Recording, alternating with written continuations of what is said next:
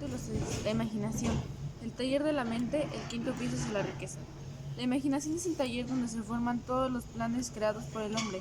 Al impulso del deseo se les da forma, perfil y acción mediante la ayuda de la facultad imaginativa de la mente. Se ha dicho que el hombre es capaz de crear cualquier cosa que pueda imaginar. Mediante la ayuda de su facultad imaginativa, el hombre ha descubierto y dominado más fuerzas de la naturaleza durante los últimos 50 años que durante la historia de todo el género humano anterior a estos 50 años. Ha conquistado el espacio aéreo tan cabalmente que los pájaros resultan pobres competidores. Ha analizado el pasado, el Sol, a una distancia de millones de kilómetros y ha determinado por medio de la ayuda a la imaginación los elementos que lo componen. Ha aumentado la velocidad de la locomoción hasta poder viajar a las velocidades más de 1000 kilómetros por hora. La única limitación del hombre dentro de lo que es razonable es el grado de desarrollo de su imaginación, el uso que haga de ella. Todavía no ha alcanzado la cúspide de desarrollo del uso de la facultad imaginativa. Mientras ha descubierto que la tiene, tan solo ha comenzado a usarla de una manera muy elemental. Dos formas de imaginación. La facultad imaginativa funciona de dos maneras. Una se conoce con el nombre de imaginación sintética y la otra la imaginación creativa. La imaginación sintética, por medio de esa facultad uno puede compaginar viejos conceptos por ideas o planes de nuevas combinaciones. Esta facultad no crea, funciona con el material de la experiencia y la educación y la observación que se alimenta. Es la facultad que más usa el inventor, a excepción del genio, que recurre a la imaginación creativa cuando no puede resolver el problema mediante la imaginación sintética. La imaginación creativa, a través de la facultad de la imaginación creativa, la mente finita del hombre tiene comunicación directa con la inteligencia infinita, con la facultad mediante la cual se reciben los presentimientos, las inspiraciones. Por medio de esta facultad, un individuo puede sintonizarse o comunicarse con el subconsciente de los hombres. La imaginación creativa funciona de forma automática, de la manera que se describe en las páginas siguientes. Esta facultad funciona solo cuando la mente consciente está trabajando a un ritmo extremadamente rápido, como por ejemplo cuando está estimulada por medio de la emoción de un deseo poderoso. La facultad creativa se vuelve más alerta en la proporción del desarrollo que adquiere a través del uso. Los grandes líderes de los negocios, la industria y las finanzas son los grandes artistas, músicos, poetas y escritores que han llegado al lugar que ahora ocupan porque se ha desarrollado la facultad de la imaginación creativa. Tanto la imaginación creativa como la sintética se agudizan cada vez más por el uso de la misma forma que hace cualquier músculo u órgano del cuerpo. El deseo es solo un pensamiento o un pulso, un nebuloso y efímero, abstracto, que no tiene valor hasta que se transforma en su compartida física. Si bien la imaginación sintética es la que usará con más frecuencia el proceso de transformar el impulso de un deseo, dinero, usted debe tener presente el hecho de que puede afrontar circunstancias y situaciones que exijan el empleo de la imaginación creativa. Ejercite su imaginación. La facultad imaginativa puede haberse debilitado a causa de la falta de actividad. Se la puede revivir y estimular mediante el uso. Esta facultad no muere, aunque puede llegar a la inactividad total por falta de uso. Por el momento, centre su atención en el desarrollo de la imaginación sintética, ya que es la facultad que usted usará más a menudo en el proceso de convertir el deseo en dinero. La transformación del impulso intangible, el deseo, es una realidad tangible. El dinero exige el uso de un plan o más. Este plan debe realizarse con la ayuda de la imaginación y sobre todo con la facultad sintética.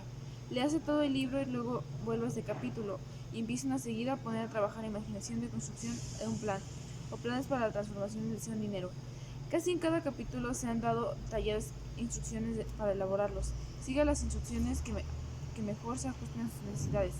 Pongan su plan por escrito si todavía no lo han hecho. En el momento que complete esto habrá dado forma definitiva y concreta a un deseo intangible. Lea una vez más el enunciado anterior. Léalo en voz alta, muy lentamente, y a medida que lo hace recuerde que el momento que repite la afirmación de su deseo y planifica la realización sobre el papel ha dado el primero de una serie de pasos que permitirán convertir ese pensamiento en contrapartida física. Las leyes que conducen a la fortuna. La tierra sobre la que usted vive y otras cosas materiales son el resultado de los cambios de evolución mediante los cuales las partículas microscópicas de la materia se han organizado y acomodado de una manera ordenada. Por otra parte, y esta afirmación es de fundamental importancia, este planeta y cada uno de los miles de millones de células dentro del cuerpo de usted y cada átomo empiezan con una forma intangible de energía. El deseo del impulso del pensamiento. Los impulsos del pensamiento son formas de energía cuando empieza a acumular el dinero con un impulso del pensamiento. El deseo, usted está poniendo a su servicio el mismo material que la naturaleza empleó para crear este planeta y todas las formas materiales del universo, incluido el cuerpo, el cerebro y los impulsos del pensamiento funcionan. Aunque puede pensar una fortuna mediante la ayuda de las leyes que son inmutables, primero debe familiarizarse con las leyes y aprender a usarlas, a través de la repetición y ofreciendo descripción de estos principios desde todos los ángulos concebibles. El autor desea revelarle el secreto mediante el cual se han concedido todas las grandes fortunas. Por extraño y paradójico que pueda parecer, el secreto no es tal secreto, y la propia naturaleza nos los pone delante. En la Tierra donde vivimos, en las estrellas, en los planetas suspendidos de sus órbitas con los elementos que nos rodean y todas las formas de vida que podemos ver. Los principios que presentamos a continuación se abren el camino a comprensión de la imaginación. Asimile que los consiga entender a medida que lee por primera vez esta filosofía. Luego relea el texto y lo estudie de nuevo. Descubrirá que ha pasado algo que clarifica las cosas y le da comprensión más amplia de todo. Pero sobre todo, no se detenga, no dude sus estudios de sus principios, hasta que haya leído el libro más de unas 3 veces, porque para entonces ya no querrá detenerse. ¿Cómo hacer uso práctico de la imaginación? Las ideas son el punto inicial de todas las fortunas. Las ideas son productos de la imaginación. Examinemos algunas bien conocidas que han dado origen a fortunas inmensas o a la esperanza.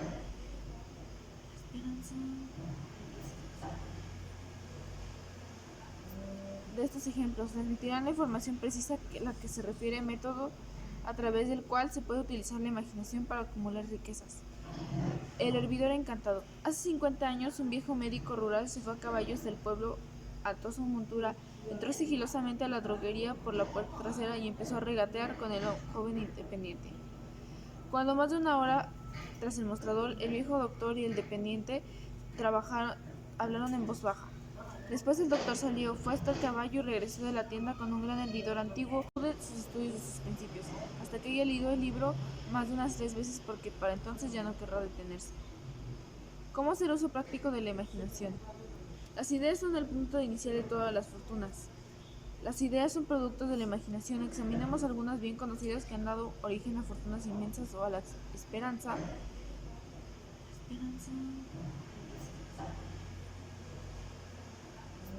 De estos ejemplos, transmitirán la información precisa a la que se refiere método a través del cual se puede utilizar la imaginación para acumular riquezas. El hervidor encantado. Hace 50 años, un viejo médico rural se fue a caballos del pueblo, ató su montura, entró sigilosamente a la droguería por la puerta trasera y empezó a regatear con el joven independiente. Cuando más de una hora tras el mostrador, el viejo doctor y el dependiente hablaron en voz baja. Después el doctor salió, fue hasta el caballo y regresó de la tienda con un gran hervidor antiguo y con una paleta de madera, que se usaba para revolver el contenido del hervidor, y los depositó en la parte trasera de la tienda. El dependiente inspeccionó el hervidor, buscó en su bolsillo interior, sacó un rollo de billetes y se lo alargó al doctor. El rollo contenía $500 y todos los ahorros del dependiente. El doctor le dio un trocito de papel que parecía escrita la fórmula secreta. Las palabras de aquel trozo de papel bien valían el rescate de un rey, pero no para el doctor. Esas palabras mágicas eran necesarias para que el hervidor comenzara a hervir, pero ni el doctor ni el joven dependiente sabían que las fortunas fabulosas estaban destinadas a brotar de aquel hervidor. El viejo médico estaba contento de vender sus objetos por $500. El dependiente se arriesgaba mucho apostando con sus ahorros en un trocito de papel y un hervidor viejo. Nunca había soñado que su inversión comenzaría con un hervidor que rebosaría de oro y que aún no sobrepasaría el milagroso fenómeno de la lámpara de Aladino. Lo que el dependiente había comprado en realidad era una idea. El viejo hervidor y la cuchara de madera y el mensaje secreto escrito en el trocito de papel eran cosas accidentales. Las curiosas cualidades de aquel hervidor empezaron a manifestarse después de su propio propietario mezclara, según las instrucciones secretas, un ingrediente sobre el cual el doctor no sabía nada. Trate de descubrir qué fue lo que el joven añadió al mensaje secreto, que hizo que el hervidor rebosara de oro. Esta es una historia de hechos, más extraños que la ficción, de hechos que se inician de la forma de una idea. Echemos una ojeada a las vastas fortunas de esta idea producido. Ha rendido y sigue rindiendo fortunas inmensas a hombres y mujeres de todo el mundo que ocupan de distribuir el contenido del hervidor de millones de personas. El viejo hervidor es ahora uno de los más grandes consumidores de azúcar, garantizando empleo a la naturaleza permanente de miles de hombres y mujeres que ocupan de cultivar la caña de azúcar y de refinarla y comercializar el azúcar. El viejo hervidor consume anualmente millones de botellas, proporcionando trabajo a un enorme número de trabajadores de vidrio. Da empleo a un ejército de dependientes, taquígrafos, escritores y expertos en publicidad de toda la nación. Ha tenido fama y fortuna para muchísimos artistas que han creado cuadros magníficos que describen el producto. El viejo hervidor ha convertido un pueblo pequeño en el sur de los Estados Unidos en la capital sureña de negocios, donde ahora se beneficia directamente de cada negocio y cada residente de la ciudad. La influencia de esta idea beneficia ahora a todas las ciudades civilizadas del mundo, convirtiendo un flujo continuo de oro para todo aquel que la toca. El oro del hervidor construye y mantiene una de las universidades más importantes del sur de Estados Unidos, donde millares de jóvenes reciben el entrenamiento esencial para el éxito. Si el producto de este viejo hervidor de bronce hubiera hablar, les contaría escalofriantes historias de novela, en todos los idiomas, novelas de amor, novelas de negocios, novelas de hombres y mujeres profesionales que se ven estimulados a diario por este producto. El autor está muy seguro de que una de sus novelas, por lo menos, pues tiene parte de ella. Todo empezó no muy lejos, donde el dependiente lo compró y el médico al hervidor. Ahí fue cuando el autor conoció a su esposa y ella le habló por primera vez al hervidor encantado. Era el producto en aquel hervidor que estaban viviendo cuando él le pidió que lo aceptase en matrimonio. Sea usted quien fuere, viva donde viva, y sea cualquier ocupación en la que dedique, recuerde en el futuro, cada vez que vea las palabras Coca-Cola, en su vasto imperio de riqueza e influencia ha surgido una sola idea, así que el misterioso ingrediente que la dependiente de la droguería. Asa Candle mezcló con su fórmula secreta, era la imaginación. Deténganse a pensar por un momento. Recuerde, además de sus pasos hacia la riqueza que describe en este libro, han sido los medios para la influencia de Coca-Cola. Se ha extendido de ciudad a ciudad, pueblo, aldea, encrucijada del mundo, y que cualquier idea que tiene usted pueda crear, tan buena y meritora como la Coca-Cola, tiene la posibilidad de duplicar el récord de ese refresco mundialmente conocido para matar la sed. ¿Qué haría yo si tuviese $1.000.000? Esta historia demuestra la veracidad de aquel antiguo adagio, donde hay una voluntad hay un camino. Esto me lo decía ese apreciado educador y clérigo, el fallecido Frank Gusanus, que comenzó su carrera de predicador con los corrales de ganado de la región de Chicago. Mientras el doctor Gusanus estudiaba en la universidad, observó muchos defectos de nuestro sistema educativo, defectos que creía que podría corregir si fuera director de colegio. Se propuso organizar un nuevo colegio donde llevara a cabo sus propias ideas, sin los obstáculos de los métodos ortodoxos de la educación. Estaba $1.000.000 para poner el proyecto en marcha.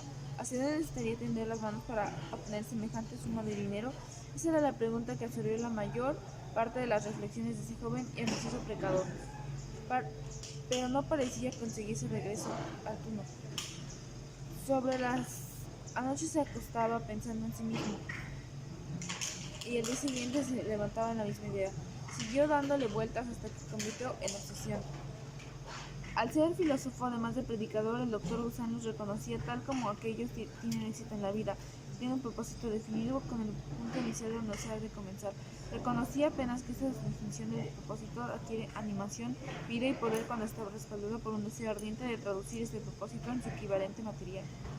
Él conocía todas las grandes verdades y sin embargo no sabía dónde ni cómo encontrar $1.000.000.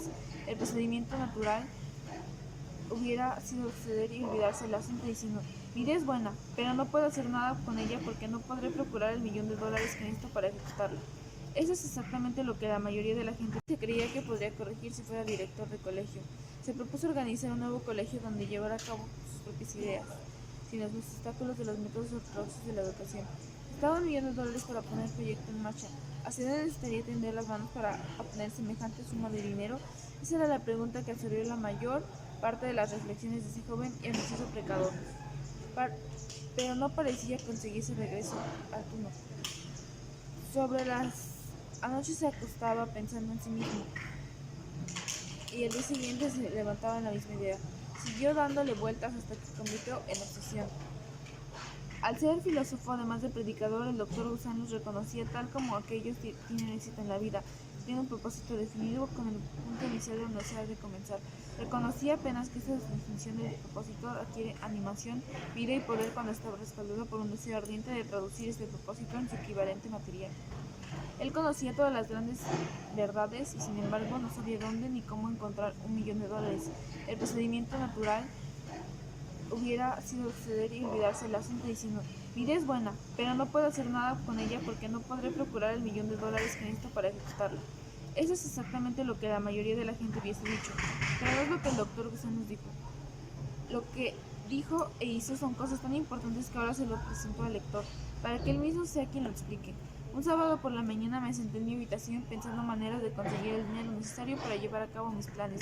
Durante casi 2 años había pensado, pero no había hecho otra cosa que pensar. Había llegado el momento de la acción. En aquel momento decidí que reuniría ese $1.000.000 en el plazo de una semana. ¿Cómo? Eso no me preocupaba. Lo más importante era la decisión de conseguirlo en un plazo determinado. Quiero destacar que en el instante que alcancé esta decisión, una extraña sensación de seguridad se apoderó de mí de una manera que jamás había experimentado. Algo en mi interior parecía decir: ¿por qué no has tomado esta decisión antes? Este dinero te estaba esperando todo ese tiempo. Los acontecimientos se precipitaron. Llamé a los periódicos y anuncié que a la mañana siguiente pronunciaría un sermón titulado ¿qué harías si tuviese $1.000.000? Me puse a trabajar de inmediato con el sermón, pero debo decir con franqueza que la tarea no era difícil, porque había estado preparándolo casi 2 años. Mucho después de la medianoche lo había terminado. Me fui a la cama y me dormí con un sentimiento de confianza porque podía verme a mí misma en una posición de $1.000.000. A la mañana siguiente me levanté temprano, me metí en el baño, leí el sermón y me arrodillé a pedir un sermón para que despertara la atención de alguien que me proporcionara el dinero que necesitaba. Mientras estaba rezando volví a sentir la seguridad de que aquel dinero estaba a punto de aparecer. En mi excitación salí del sermón y no descubrí ni descuido hasta que estuve en el púlpito y dispuesta a leerlo. Era demasiado tarde para volver a mis notas y fue una suerte que no pudiese hacerlo. En vez de las notas, mi propio subconsciente me proporcionó el material que necesitaba. Cuando me puse de pie para pronunciar mi sermón, cerré los ojos y hablé con todo el corazón y el alma de mis sueños. No solo hablé para mi audiencia, también me dirigí a Dios. Dije que le haría con $1.000.000 si alguien pudiera hacer suma en mis manos. Escribí el plan que tenía ideado para organizar un gran institucional educacional en la que la gente joven aprendiera a hacer cosas prácticas al mismo tiempo que desarrollaban sus mentes.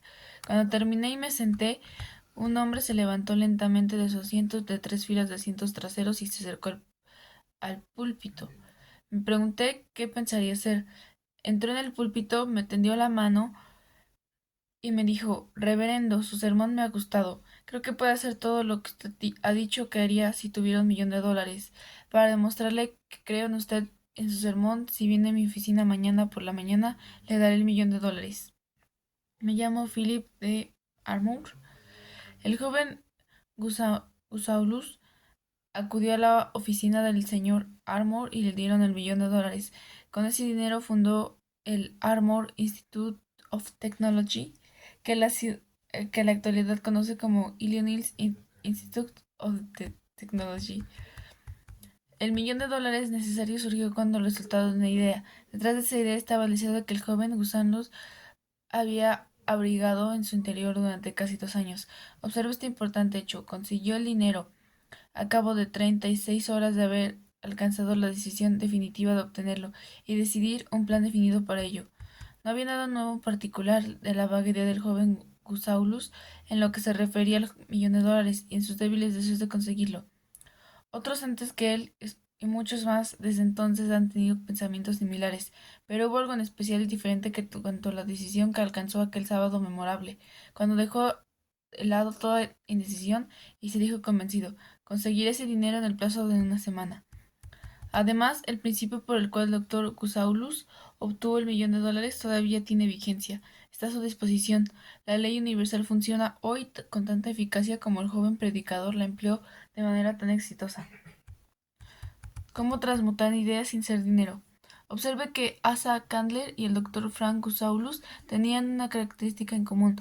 Ambos conocían la sorprendente verdad de que las ideas se pueden transmutar en dinero por medio del poder de un propósito definido y de planes concretos. Si ustedes de los que creen en el trabajo duro y honradez por sí solos le proporcionarán riqueza, está muy equivocado. La riqueza, cuando aparece en grandes cantidades, nunca es solo como resultado del trabajo duro. Cuando aparece la riqueza del resultado de exigencias definidas basadas en la aplicación de planes definidos y nunca se debe a la suerte del azar.